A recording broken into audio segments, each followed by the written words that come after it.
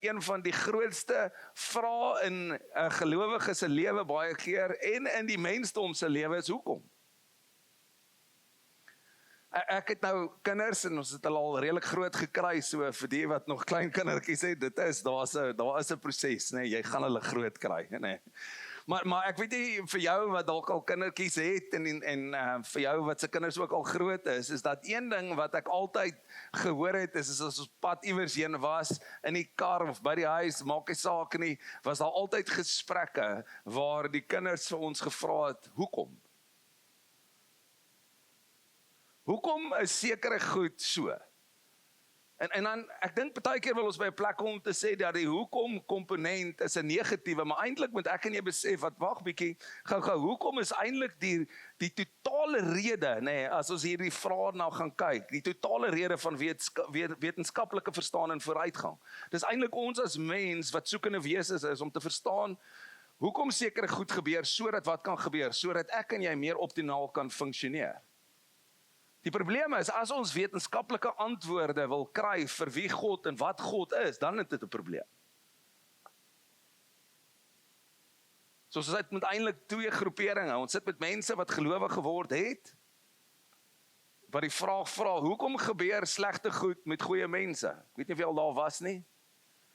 Maar die ander kant het ons mense wat na ons kyk as gelowiges, dan sê hulle, maar hoekom glo julle in 'n God as dit met julle lewens gebeur?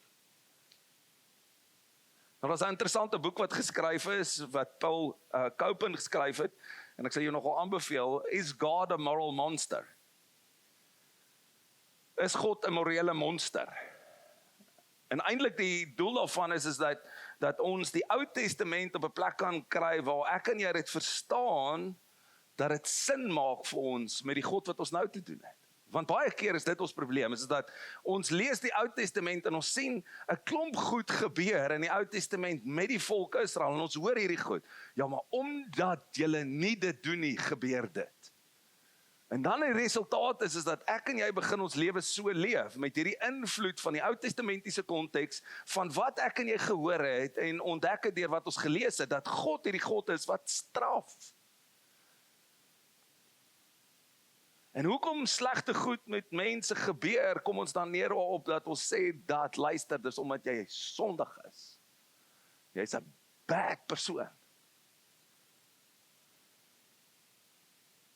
Prediker interessant is, hy kom by 'n plek en dan help hy ons om iets te verstaan oor hierdie. Hy sê, kyk, dit is die wysheid wat ek gevind het. Salomo. Die ou wat vir wysheid gevra het, dat God wysheid gee, skryf hierdie, nê. Sê, dit is die wysheid wat ek gekry het, sê die prediker. By een na die ander op soek na verklaring. Jy kan dit hoor, op soek na die hoekom. Wat ek self bly soek het, maar nie gevind het nie, is een mens uit 1000 het ek gevind. Nou hy praat hier en dan sê hy, luister, ek het 'n spesifieke idee en verstaan van wat man wees, behoort te wees. Hy sê, uit 1000 mans het ek een gevind wat daardie verwysing ingeneem het. Want hier is die ding, nee, ons almal het ons eie vooropgestelde idees. Ons almal het 'n idee van hoe 'n man moet wees. Nou kom hy sê gou, luister, ek wil hê jy moet hier iets ontdek. En dan die tweede gedeelte sê hy, en hierdie is vir die mans. Nee, hy sê dat hierdie voorbeeld wat ek gehad het, of hierdie gedagte wat ek gehad het van wat 'n vrou moet wees, ek het nie so ene gevind nie. Ek het nie so ene gevind nie. En dan bring hy ons in hierdie spasie en om saam met hom te dink. Hy sê, kyk wat ek wel vasgestel het. Die konklusie wat ek by uitgekom het, die ontdekking wat ek gemaak het, is dat God die mensdom reg geskaap het. Maar hulle is op soek na allerlei slim verklaringe. Bring ons aan my spasie om te sê, wag 'n bietjie, kom ons sê nie vir mekaar dat God die probleem is nie, maar kom ons sê daar is iets diepers wat verkeerd geloop het in die mens. Maar tog het ek en jy nodig om 'n paar goeters te gaan ondersoek ten opsigte van God self. Hoe ons baie keer dink oor hierdie goed. Nommer 1. God kon almal maar verander en nie een van ons sonde gemaak het nie. Christus het ons nou gesterf. Hoe lyk hierdie gedeelte? Kan dit wees dat ons by daai plek kan uitkom? Dit beteken dat geen van ons vrye keuse het nie. Plaas jouself net gou in daardie spasie. Sodat ek en jy geen begrip het ten opsigte van wat goed en sleg is nie. Alleenlik wat ons sal weet is dat dit alles goed is. Maar dink net daaroor, sou daar enige betekenisvolle verhouding kon wees tussen jou en God?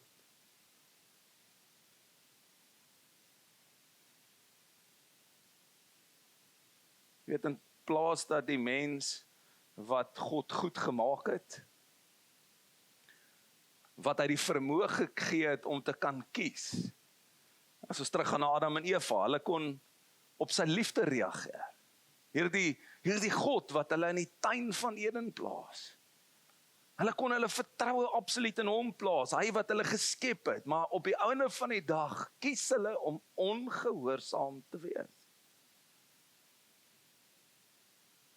Die ding is omdat ons in 'n werklike wêreld leef. Ons leef nie in hierdie Utopia tipe konteks nie. Hierdie werklike wêreld leef, moet ons verstaan dat die besluite wat ek en jy neem op die einde van die dag, het 'n implikasie op alles wat om ons aangaan. Ek wil dink net mooi daaroor, as ons by 'n plek kan kom om te sê dat as ek en jy anders besluite neem, anders te reageer op sekere goeders, wat gaan die uitkomste daarvan wees? Die tweede gedeelte natuurlik is, God kan bonatuurlik ingryp. God kan ingryp as ons daaroor dink, as iemand nou homself gaan dring tot op 'n punt waar hy nie kan bestuur nie, kan God mos dit stop, dat hy bestuur en nie 'n ongeluk maak nie. Of God kan daardie lui kontrakteer, of bouer, nee, wat nie die gebou bou soos wat dit behoort te wees nie, wat op die einde van die dag 'n implikasie het op die mense wat in daardie gebou het, en so het ons al kere en soveel kere gesien dat substandaarde werk op die einde van die dag hartseer veroorsaak in mense se lewens. En ek dink dit klink baie keer soos 'n werklike oplossing, maar God kon ons maar net dit kom verander het. Die vraag is dit nog so 'n aantreklike opsie die dag as ek en jy moet besluite neem oor wat ons dink goed is vir ons? Ons kan vra dat God moet ingryp in sekere omstandighede, maar is dit nie dat ons baie keer het mis dat God dalk moet ingryp in die kleinste gedeeltes ook nie? Soos byvoorbeeld die gebeurtenis in die persoon se lewe wat veroorsaak het dat hy verslaaf geraak het aan drank. En om nou self op so 'n manier uitdruk. Jy sien, sodra ons in hierdie gesprek ingaan en ons gaan na hierdie diepte goed en dan begin ons wonder, maar is dit regtig hoe God wil hê hierdie goed moet wees? Die derde gedeelte natuurlik is dat God baie keer mense net moet oordeel en hulle verwyder. Kan God nie dit doen nie? Ek het gesê, ek gaan dit nie weer noem nie, maar hier is die realiteit daarvan. Is baie keer waar jy op 'n plek staan en sê, Here, gaan jy hom kom haal of gaan ek hom stuur? Right, hier is die probleem met hierdie manier van dink, is dat Romeine 3:23 sê ek en jy kom almal tekort die heerlikheid van God. Dit beteken nie een van ons sal op hierdie aarde mee wees nie. Want hy gaan ons almal oordeel en ons almal verwyder. So dit beteken God wil hê ek en jy met iets anders te ontdek en anders te verstaan. Hy het 'n werklike wêreld gemaak met werklike keuses wat werklike gevolge het. En op die einde van die dag het ek en jy nodig om mekaar te kan sê dat luister gou, my en jou besluite, my en jou reaksies het 'n definitiewe implikasie op ander mense. Dis verder as my en jou wêreldjie. Daar's 'n storie in die Ou Testament, en as jy nog nie die Ou Testament gelees het nie, dit is nogal 'n great storie om te gaan lees. Dit gaan oor Job. Job is hierdie figuur in die Ou Testament wat ons van lees, wat regtig gesien was as 'n regverdige man, Godvreesende man. En dan sien ons dat hier 'n gesprek plaasvind in die onsigbare, in die hemel, tussen wie? Tussen God en die duiwel. En luister gou, die duiwel kla God aan oor die feit dat Job sy lewe leef in aanbidding van wie God is, omdat God hom beskerm. Job word nie aangekla nie. God word aangekla. En ek dink ons mis baie keer dit in die storie, dat God aangekla word vir die feit wie hy werklik waar is. En dis baie keer hoe ons leef.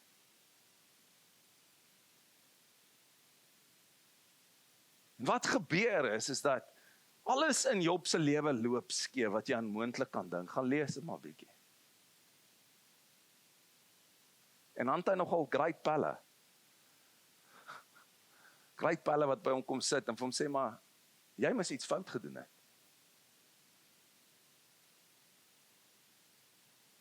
Dis die Ou Testamentiese verwysing. Jy moes iets fout gedoen het. Jou lewe gaan deur hierdie chaos omdat jy sondig is, jy droog gemaak. Al wat jy doen is erken dit. En Job sê, luister man, ek het niks gedoen nie. Ek kan nie verstaan nie. Ek het geen begrip oor hoe kom hierdie goeters in my lewe gebeur het nie. En dan interessant is, na al hierdie gesprekke, en jy kan dit gaan lees, want dit is nogal 'n goed waar ek en jy baie keer in ons eie lewe kan antwoorde kry oor seker goed wat in ons lewe gebeur. Maar hier kom God en dan praat God op 'n oomblik met Job. Dan vra God vir Job iets. Hy sê, luister, ek en jy kan in hierdie gesprek ingaan as jy vir my kan sê. En dan kom hy met 'n klomp goed. Een van dit is natuurlik vir my amazing. Hy sê vir hom, weet jy waar is die oorsprong van die see? Hy bring hom in 'n spasie en om vir hom te sê, luister, ek en jy kan hierdie hoekom gesprek hê, as jy vir my die volgende goed kan verklaar. En interessant is, dan kom Job by daai plek uit. Hoor gou wat sê hy. Job het die Here geantwoord, ek weet nou, jy kan enige iets doen en niemand kan nie keer. Hy kom by 'n plek om te ontdek wie God werklik waar is. Maar kyk wat sê hy in vers 5. Hy sê, tot nou toe het ek net met my ore van u gehoor. Daar's iets wat vir my na Petrus se gesprek toe vat met Jesus. Wat Jesus vir hom vra, en ons het laas Sondag daarmee geëindig in ons reek, His glory, our story. Wat Jesus vir hom vra, wie sê hulle is die seun van die mens? Hoor gou wat sê Job. Job sê, ek het net met my ore gehoor.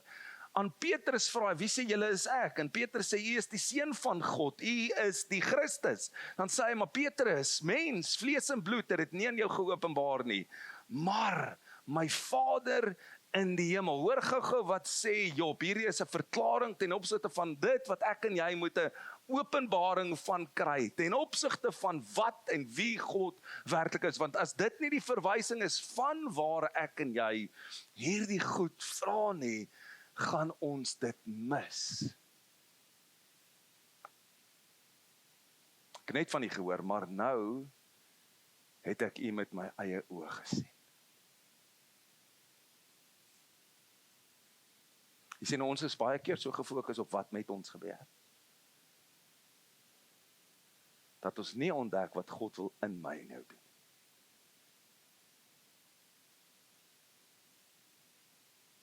Met Job het al goed met hom gebeur, maar kyk wat het in Job gebeur. En dan sien ons wat vir Job gebeur. Maar ek dink nie ons sien dit baie keer, wat in ons moet gebeur nie. Want ons sien net altyd wat met ons gebeur. En daarom het ons nodig om te vra, maar dan hoe nou? As ek by hierdie plek gekom het om regtig 'n openbaring te kry van, dit gaan oor sy storie. His glory, our story. It's not our story. His glory. It's our story at the end that gives glory to his story. Deur dit wat God vir my en jou kom doen het, wat God in my en jou. So hoe nou? En Jesus natuurlik, en Johannes skryf oor, hy sê, dit het ek vir julle gesê. Nou hoor gou net, as hy hier iets sê van dit het ek vir julle gesê, moet ons teruggaan na wat hy gesê het, nê? Want jy gaan nie hierdie teks verstaan as jy nie teruggaan en gaan lees, maar wat het hy gesê nie, want daar was 'n klomp goed wat hy tot op hoofstuk 16 gesê het. Maar hy begin met hierdie amazing ding om te sê, in die begin. En die hele Johannes loop uit daardie verklaring uit wat Jesus in die begin gemaak het, wat Johannes neerskryf. In die begin was God. Ons het dit in Hebreërs 1 ook gesê, dat luister, in die ou tyd het God op baie maniere gepraat, maar in hierdie tyd, in hierdie laaste tyd, in hierdie laaste koninkryk, in hierdie laaste oomblik, totdat die volle ewigheid gebeur, hierdie oomblik, en nou sê hy, dit het ek vir julle gesê, sodat julle in my vrede mag hê. Hoor gou. Daar is geen vrede tussen my en jou as dit nie in Christus is nie. Want ek gaan altyd jaloers wees op jou en jy gaan altyd jaloers wees op my. Kyk gou hoe werk hy. Hy sê daar is in hom is daar vrede. Wanneer ek en jy verstaan dat iets in hom gebeur het vir my en jou, gebeur het in my en jou. Nou is daar vrede met wat? Met ander. En hy help ons om in hierdie plek te kom om te sê dat die eerste ding wat inbreek en of aanbreek, as ek dit so kan stel, vir my en jou, is dat daar vrede tussen ons plaasvind. Die probleem is nog steeds, as ons in die kerk kyk, dan sien ons so mense mekaar nog byt. Afbreek. Dan dink ek ons mis hierdie ding van in Christus. Hy sê daar's in hom vrede, want hy het wat gedoen.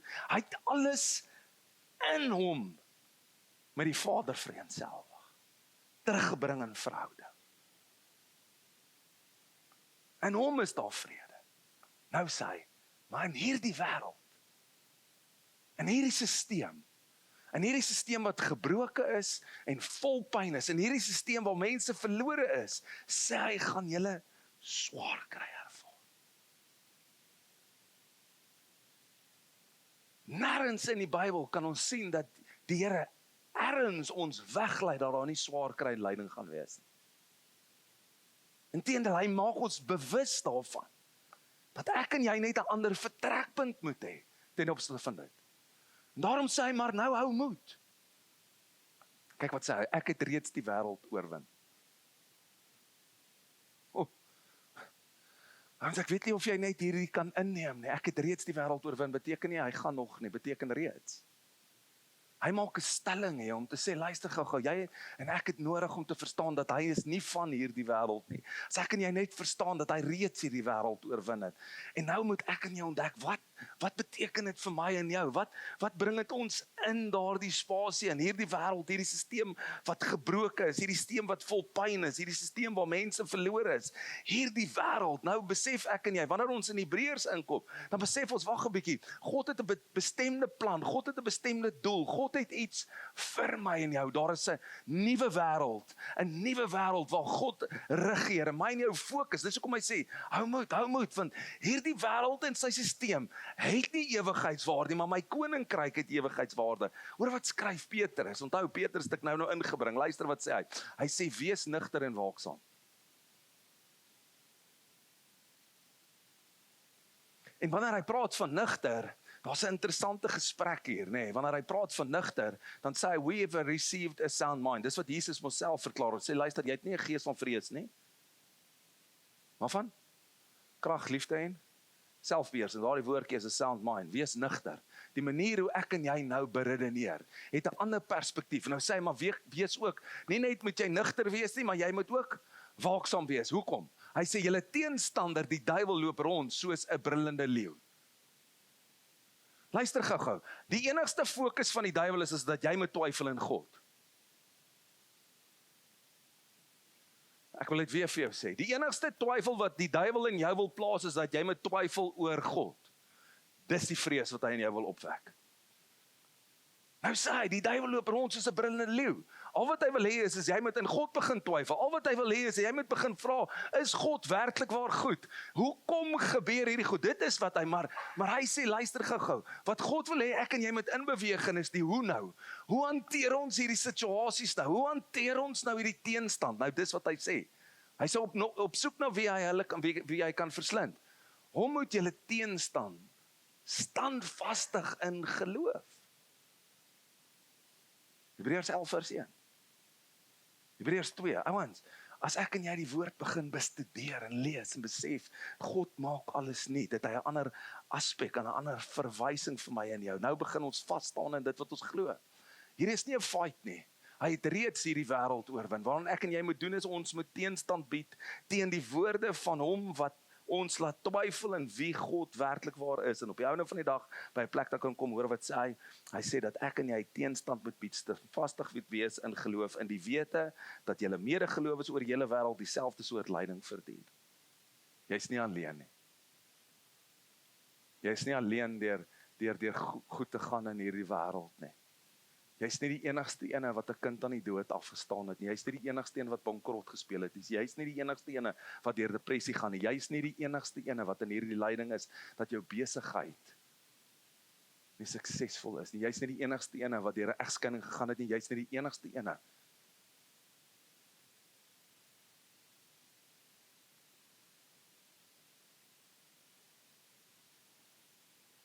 Maar al moes julle vir 'n kort tydjie ly, sal. Dis 'n definitiewe begrip, vasstaande begrip. Sal die God van alle genade, wat julle tot sy ewige heerlikheid in Christus Jesus geroep, His glory, our story. Kan jy gou dit hoor? His glory, our story, tot in sy ewige heerlikheid geroep het. Julle herstel.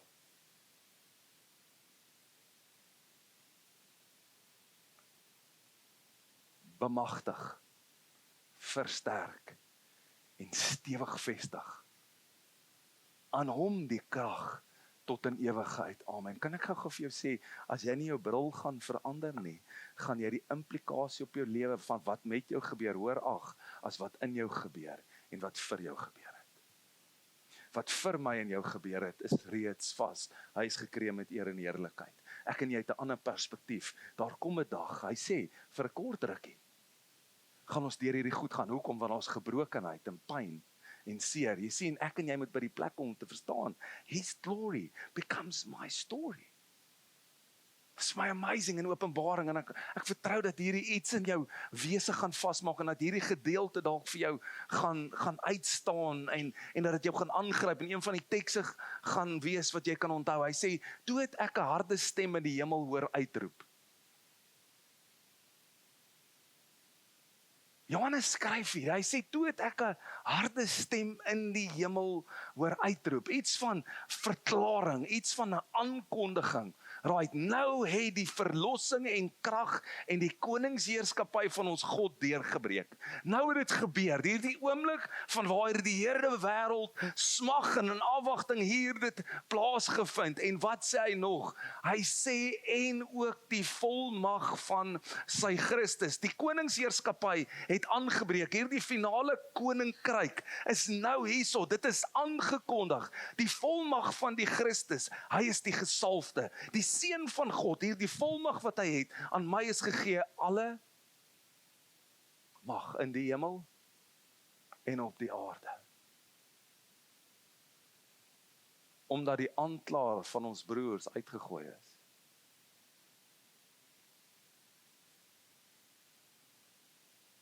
Hy wat hulle dag en nag voor ons God aangekla het. Het gaan so goed met jou, omdat God jou beskerm. Het gaan so goed met hom, want dit gaan so goed met hom.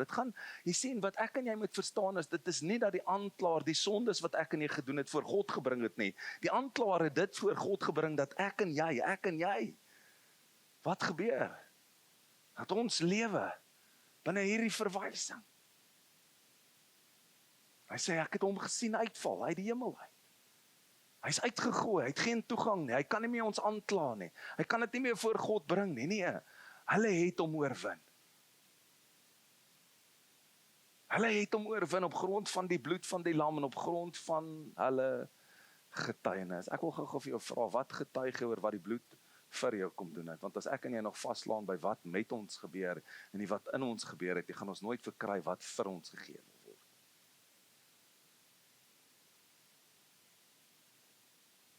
Hy sê, hy het oorwin, ek en jy oorwin, deur die bloed van die lam, Jesus Christus wat vir my en jou gesterf het. Ek is gereinig, ek is nie meer verlore nie, ek is nie meer gebroken nie, ek is rein gemaak, ek bely hierdie oor my lewe. Hoekom gebeur slegte goed met goeie mense? Want ons lewe in 'n gebroke stelsel, ons lewe in 'n gebroke wêreld, ons lewe in 'n plek waar mense verlore is, ons lewe in 'n plek waar mense vol pyn is, en op die einde van die dag het ek en jy 'n ander begrip, because it's about His glory that becomes our story, en dit is wat ons verkondig. En Petrus sê die volgende, want ons vra baie keer, maar hoekom kom die Here nie net en doen hierdie nie? Luister wat hy sê, die Here stel nie die belofte uit nie.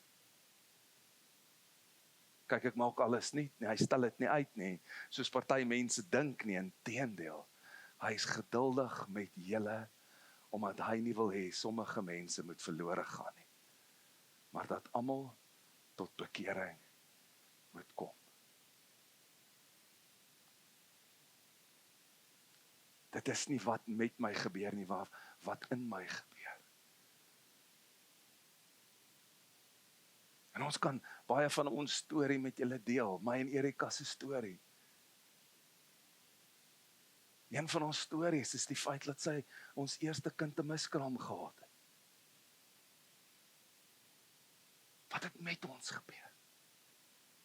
Maar wat in ons gebeur het, is totaal en al groter. En wat God vir ons het, is veel groter as wat met ons gebeur het. Dis een van die stories, en op die einde van die dag, my story becomes something of His glory. Dis daai oomblik waar ek en sy by 'n plek kan kom besef. Ons kan dit nie verduidelik nie. Daar's nie iets wat ons verkeerd gedoen het. Maar wat in ons gebeur het ten opsigte van wie hy is die realiteit dat hierdie storie wat ons nou het, vertel van sy heerlikheid. Hy het ons versterk. Nog nooit het ons verstaan hoekom nie, maar hy het ons versterk, hy het ons gedra, hy het ons gewys, daar is hoop, daar is 'n toekoms. Hy het ons ook kom wys, luister, daar's baie ander mense wat deur hierdie gaan.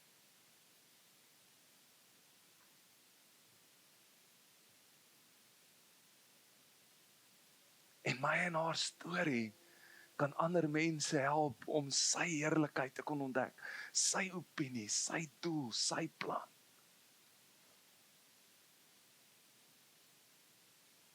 Dis baie keer waar ons hierdie goed mis.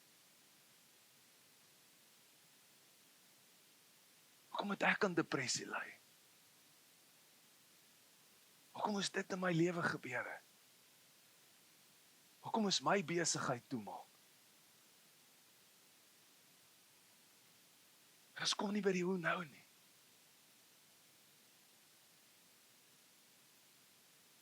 Hoe maak ek met dit wat met my gebeur het, sodat iets in my en jou kom? Dat het my en jou versterk. Vandat iets vir ons gebeur reeds. En ek leef nie meer vir die goed wat op hierdie oomblik vir my moet gebeur nie, maar ek leef vir dit wat reeds vir almal gebeur het. Dit is die uitgangspunt wat hier gekom het, en daarom kan ons anders te daaroor dink. Ons neem nou geloof na die verlore wêreld toe. Ons neem dit wat ek en jy glo, dat God alles nuut gaan maak het, dat hy reeds gekom het vir my en jou gesterf het. Ons neem dit na die wêreld, ons neem hierdie geloof na die wêreld toe om te sê, luister, dit gaan oukei wees, dit is dalk nie nou op hierdie oomblik vir jou, dit is nie op hierdie oomblik aanvaarbaar of wat ook al vir jou nie, maar hier is dit wat God vir ons gedoen het. Hy het vir ons 'n nuwe begin, 'n nuwe oomblik geskep, maar dit is dalk in die toekoms, dit is nie nou nie, maar hier begin dit by my en jy. Ons neem geloof, maar ons neem ook liefde na hulle wat in pyn is, hulle wat kinders aan die dood afgestaan het, hulle wat die regskeidings gaan in, hulle wat sy besighede toegemaak het, wat sy werk verloor het. Jy sien, want ek het ook 'n storie wat praat van sy glorie, en daarom kan ek by daardie persoon gaan sit en die liefde van God vir daardie persoon deel wat God vir my gehad het, vir ons het. En op die einde van die dag kan ons gaan met hoop na hierdie wêreld toe, want hierdie wêreld, hierdie stelsel, hierdie gebrokenheid is reeds oorwin. Jy sien, dit gaan nie oor hoekom nie, maar hoe nou, Here?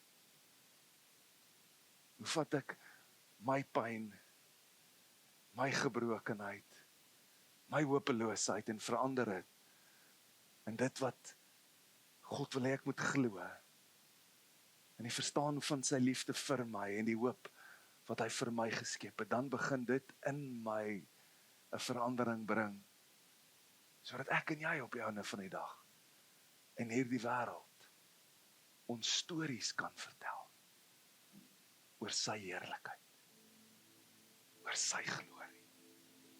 oor sy opinie, oor sy mag, oor sy koningskap, oor sy heerlikheid, oor sy gesag, wanneer dit in my gebeur.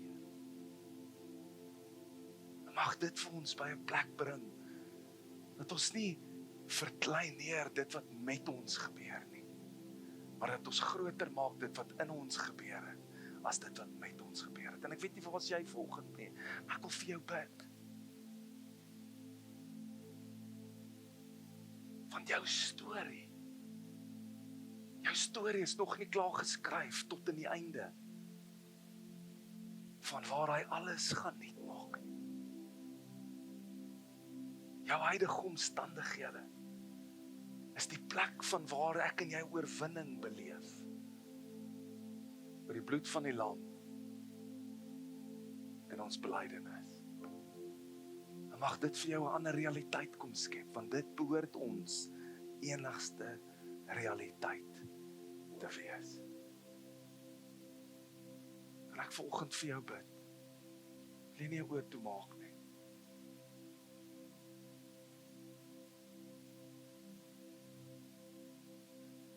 Here, soms is die pyn ondraaglik.